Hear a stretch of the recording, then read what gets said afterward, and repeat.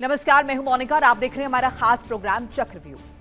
जम्मू के खड़ीकान तालाब इलाके से सामने आई तस्वीरें सिर्फ गंदगी की नहीं बल्कि गहरी लापरवाही की कहानी बयां कर रही हैं। यहां कचरे के ढेर, बदहाल नालियां और खुले पड़े बिजली ट्रांसफार्मर ने लोगों की जिंदगी रोज एक नए खतरे में डाल दी है।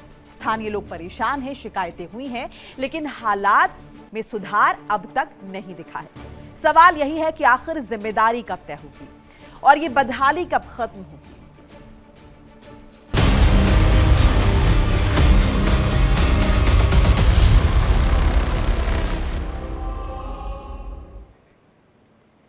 खड़ीकान तालाब की गलियों में बिखरी बदहाली अब सिर्फ गंदगी नहीं बल्कि सिस्टम की खामोशी की गूंज बन चुकी है। नालियों में जमा कचरा और सड़कों पर पसरी ये लापरवाही, सड़कों पर पसरा ये जमा ये कचरा आम जिंदगी को हर दिन एक नए खतरे के करीब ला रही। सवाल यही है कि ऐसे हालात कब तक ऐसे ही बने रहेंगे।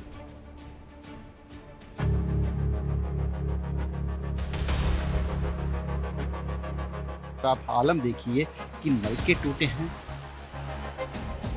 ये जो इनॉग्रेट प्लेट लगाई गई है उसके साथ ही यहाँ पर गंद का ढेर लगा है।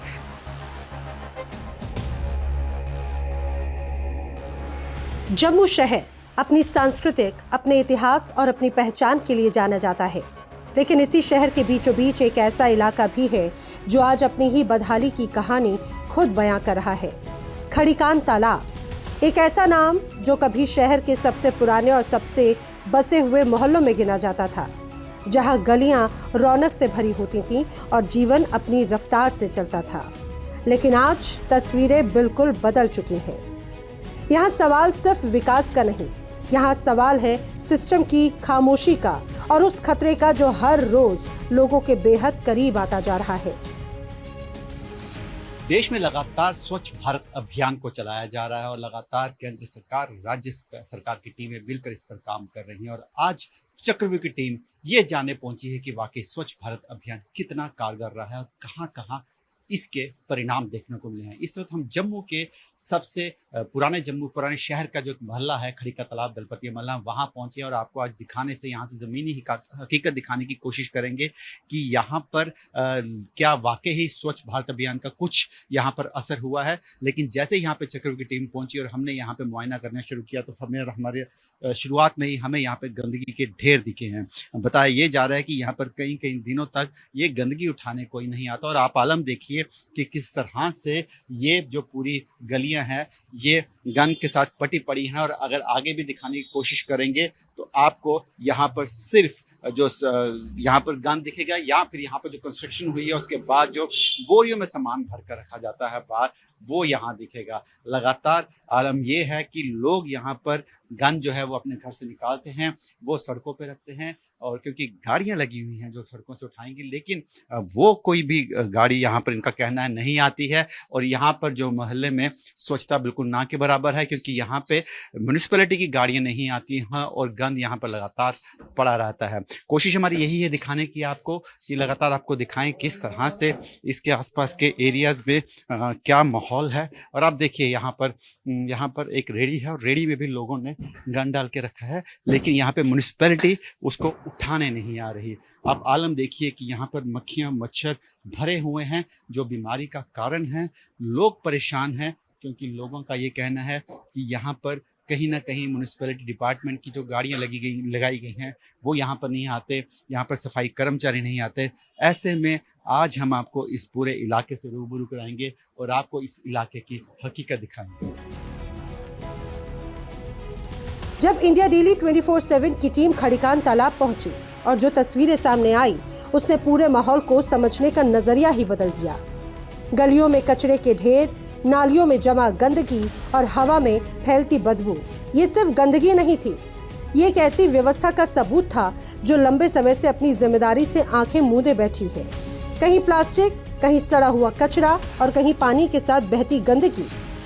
ऐसा लग रहा था जैसे पूरा का पूरा इलाका धीरे धीरे एक डंपिंग जोन में बदलता जा रहा हो।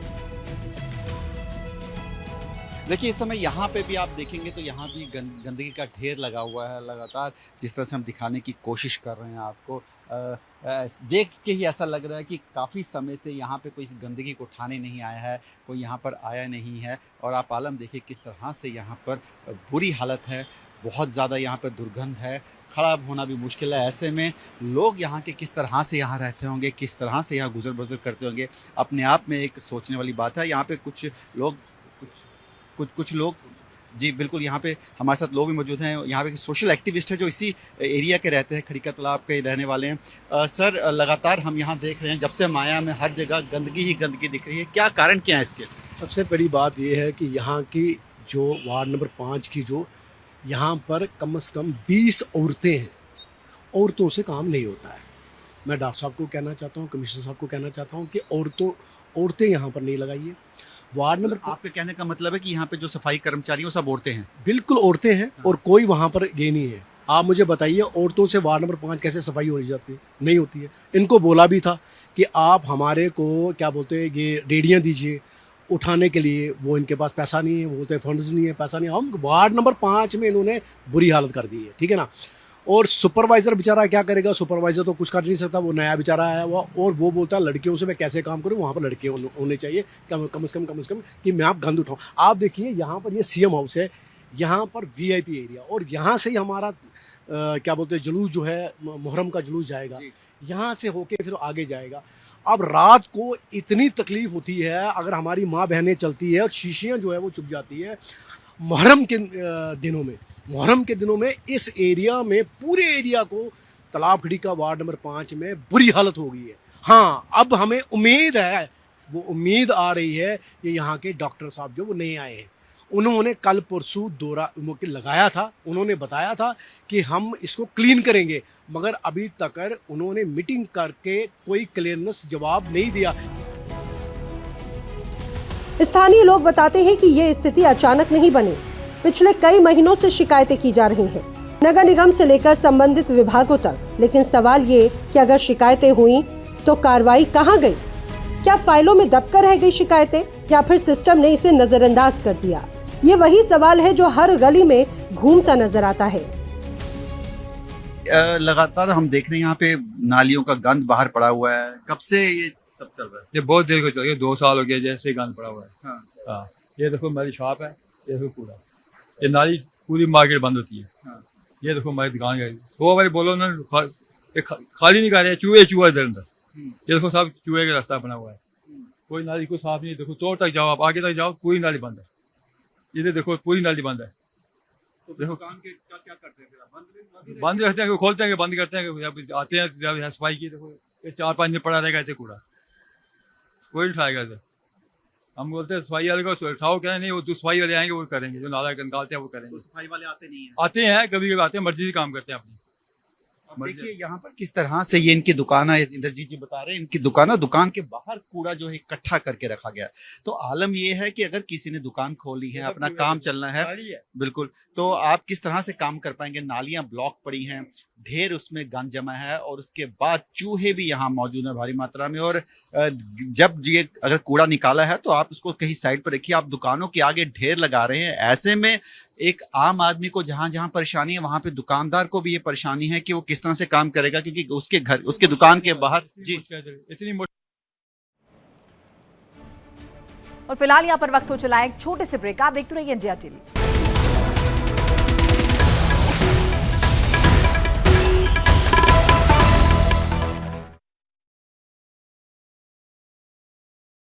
देखिए इंडिया डेली 24/7 अब आपकी स्मार्ट टीवी पर।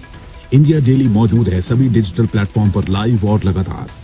इंडिया डेली 24/7 हर दिन राष्ट्र को समर्पित।